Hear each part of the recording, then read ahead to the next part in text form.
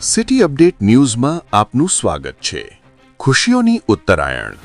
નવસારી જિલ્લામાં મમતા મંદિરના બાળકો સાથે નવસારી પોલીસે ઉત્તરાયણ તહેવાર ઉજવી અનોખું ઉદાહરણ પૂરું પાડ્યું.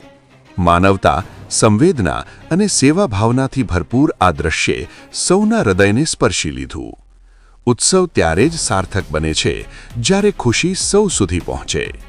આ છે city update news. Sufiyan Mulla. જોડાયેલા રહો, કારણ કે હવે શહેર નહીં સમગ્ર દેશ કહેશે. આ છે સિટી અપડેટ ન્યૂઝ.